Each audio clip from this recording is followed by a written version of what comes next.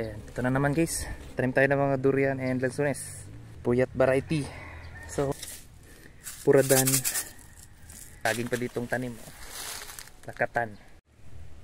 Hello guys. Next activity natin after natin chinek yung durian. Nagtanim tayo ng kalamansi. Ayan, ito na naman guys. Tanim tayo ng mga durian and lansones. LPM na sila guys. Yan.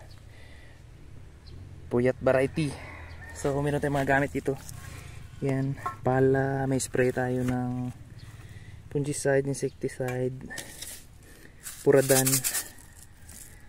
abono, konti lang, baso lang tayo konti. Tapos yun, stick, tali natin kasi yung mga ibang durian is nakayuko siya, parang i-guide lang natin yung mga sanga para hindi siya payuko, pa straight yung puno niya.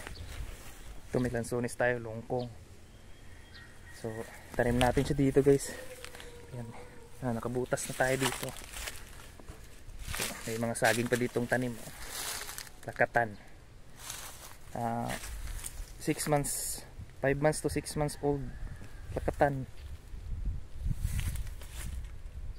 So, nakabutas na tayo guys. Lagyan natin ng kunting abono lang and puradan para sa mga langgam and other insects.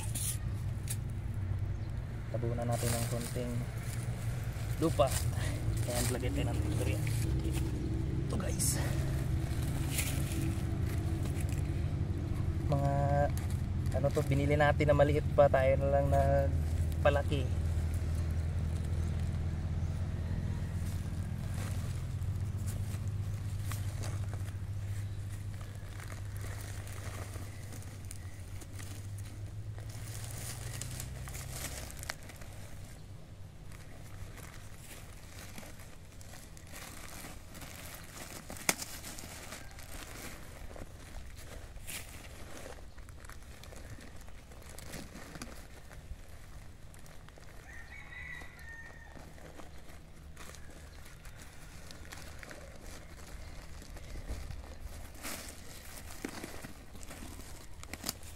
Medyo mahirap pa siya tanggalin.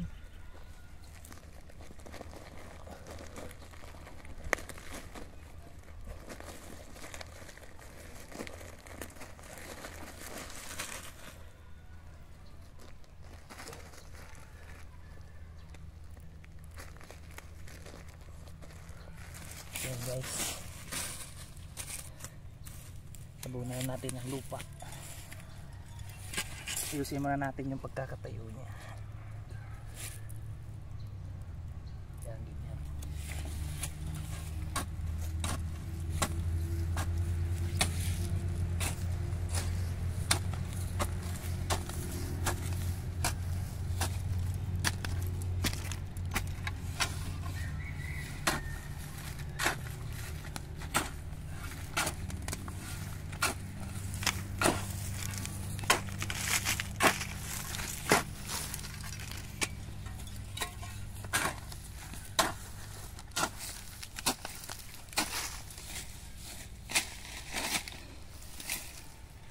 Dumihan lang natin siya guys.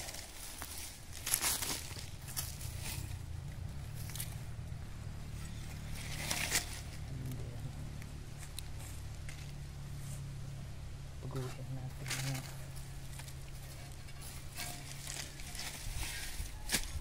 So ganun lang guys. Talian natin dito para hindi siya yuyuko and ilan, dilig-diligan lang natin siya guys. Nakatanim na tayo. Yun lang. Salamat.